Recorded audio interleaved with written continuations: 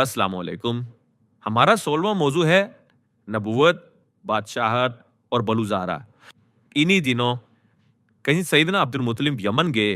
वहाँ इनके कई दोस्त हाज़िर थे। एक बार ये अपने किसी दोस्त के साथ बैठे थे कि इधर एक बूढ़ा यमनी आलिम आ गया। उसे ज़माने भर का इल्म था। बहुत सी इल्हामी किताबें इसने पढ़ रखी थीं। तौरात, इंजील भी। बुढ़ापे की वजह से इसकी निगाह कमज़ोर हो गई थी। सैयदना अब्दुल मुत्तलिब की आवाज़ पे वो चौंका। सैयदना को मुखातिब करके बोला, मैं आपके जिस्म का कोई हिस्सा टटोल सकता हूँ? सैयदना मुस्कुराए, बोले, हर हिस्सा तो टटोलने की इजाज़त नहीं दे सकता। बूढ़े यमनी आलम ने कहा, मैं आपके नथने टटोलना चाहता हूँ। सैयदना ने इजाज़त दे दी। वो बूढ़ा यमनी आलम टटोलने वाली जगह टटोलता रहा। इसकी नाबीना आंखों में एक एकाएकी अनहोनी रोशनी की कंदील जली। इसका बूढ़ा जिस्म किसी अनहोनी दरियाफ्त से सर से पैर तक फड़फड़ाया। अपने दोनों कपाते हाथों से इसने सैयदना अब्दुल मुत्तलिब के कंधे पकड़े और बोला, सरदार, तुम्हें मुबारक हो। मैं दो चीजें देख रहा हूँ, नबूवत और बादशाहत। लेकिन इनमें एक चीज कबीला बनु ज़हरा में है। सैयदना अब्दुल मुत्तलिब इन दिनों सैयदना अब्दुल्ला की शादी के बारे में सोच रहे थे। इनके जहन में बनु ज़हरा के अलावा कोई ना था। बनु ज़हरा कुसई के बड़े भाई ज़हरा से था। बनु ज़हरा से इनके कदीमी और करीबी मरासिम थे। फिर वो मक्का के मुअज्जिज़ और साहिब हैसियत लोगों का कबीला था। सरदार अब्दुल मुत्तलिब ने सैयदा आमना का रिश्ता सैयदना अब्दुल्ला से तय कर लिया। सैयदना आमना के वालिद मोहतरम वहाब का इंतकाल हो चुका था। इसलिए सारी बात सैयदना आमना के चचा वहीब से की। वहीब की अपनी भी एक बेटी हाला थी, सैयदना आमना की हम उम्र। सैयदना अब्दुल्ला ने वहीब से इसकी बेटी हाला का रिश्ता अपने लिए मांग लिया। उन्होंने बात मान ली। शायद सैयदना अब्दुल्ला के जहन में यमनी बूढ़े आलिम की बात रासिक थी, जिसने कहा था, आप में बादशाहत और नबूवत देख रहा हूँ, मगर इनमें एक नेमत बनी ज़हरा के पास है।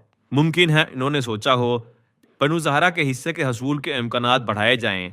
शान शौकत से बारात निकली। बाप बेटा दोनों सजे हुए।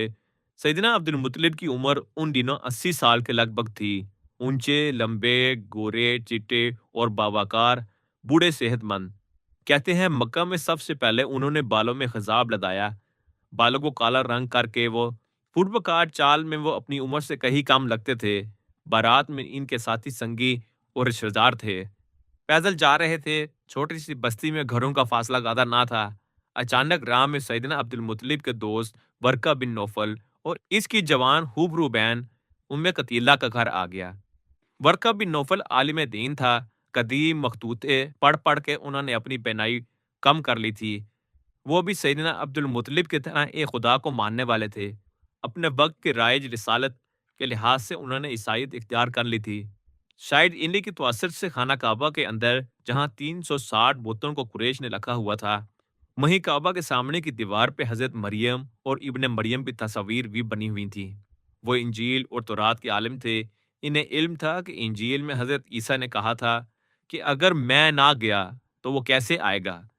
वो जो तुम्हें सीधा रास्ता दिखाएगा, वो जो सिर्फ वही बात करेगा जो इससे खुदा की तरफ कही गई हो। वर्का बिन नोफल आने वाले नबी की और भी बहुत सी बशारतें बताते रहते थे। इनकी बहन उम्मे कतीला भी ये सब सुनती रही होंगी। बाद में इनकी भतीजी सईदा खुदैजा बिनते खुवैलिद ने भी इनसे ये सारी बातें सुनी होंगी। बहरहाल बारात की राह में जब उम्मे कतीला का घर आया तो वो घर की दहलीज पे तन के खड़ी थी। इसने खड़े खड़े अब्दुल्ला को आवाज दी, अब्दुल्ला। सईदना अब्दुल्ला अपने वालिद अब्दुल मुतलिब का हाथ पकड़े सजे संवरे शादी करवाने जा रहे थे। हुस्न में पहले ही यकता, यूसुफ सानी ऊपर से सज धज के दूल्हा बने हुए। देखने वाली तो शिजाओं में जुलेखा की रूह कैसे न हलूल करती। उम्मे कतीला के दिल की बात लबों तक आ गई। सरे आम बीच गली से बुला लिया। सैयदना अब्दुल मुतलिब ने बेटे का हाथ छोड़ दिया और कहा, जाओ सुनो, तुम्हारी कजन क्या कहती है। सैयदना अब्दुल्ला उम्मे कतीला के पास आए। उम्मे कतीला ने आंखों में तारे नचाए और मुस्कुरा कर पूछने लगी, इतने सज बन के किधर जा रहे हो। बोले, अपने बाप के साथ शादी करवाने। उम्मे कतीला बोली, ये शादी मुझसे कर लो अभी। मैं कोई फैसला नहीं करता, मेरे वालिद करते हैं फैसला। सुनो, तुम्हारे सदके पे जैसे 100 ऊँटों की कुर्बानी हुई थी, वैसे 100 ऊँट मैं दूंगी। आगे ना जाओ, ठहर जाओ, इसी लम्हे मुझसे शादी कर लो। सैयदना अब्दुल्ला बहुत शर्माए, गोरे चिट्टे थे, मुंह लाल हो गया, सर नफी में हिलाते हिलाते भाग के फिर अपने वालिद के पास आ गए। बारात ने जहां पहुंचना था वहां पहुंच गई। वहाब की बेटी सईदा आमना से सईदा अब्दुल्ला की शादी हुई और वहीं वहाब के भाई वहीब की बेटी हाला से सैयदना अब्दुल मुत्तलिब की। दोनों दूल्हे बाप बेटा मक्का की रस्म के मुताबिक अगले 3 दिन तक अपने ससुराल के मेहमान रहे। कहते हैं अगले दिन किसी काम से सैयदना अब्दुल्ला घर से निकले। इत्फाक से सरे राह फिर उम्मे कतीला से मुलाकात हो गई। आज इसकी निगाह सैयदना अब्दुल्ला के छुए बगैर ही गुजर गई। सैयदना अब्दुल्ला ने उम्मे कतीला से शरारत से कहा, सुनो, आज तुम वो बात नहीं कर रही जो कल कह रही थी। उम्मे कतीला ने सैयदना के चेहरे की तरफ उदासी से देखा और कहा, खुदा की कसम, इस दिन तुम्हारे माथे पे अजीब अलूही नूर था। मैंने इस नूरे कायनात की आमद के किस्से सुन रखे हैं। मेरे जी में आया शायद ये मेरे नसीब हो, मगर कहाँ, नसीब लिखने वाला नसीबों में चोक नहीं होने देता। नसीब के बातिल और मुकद्दर के बारिश अपनी जगह से नहीं टलती। नूरे कायनात सैयदना आमना के जिस्म में पलने लगा। इनकी चचेरी बहन हाला के रहम में सैयदना हमजा आ गए। इन दोनों की पैदाइश में आगे पीछे 6 दिनों का फर्क था।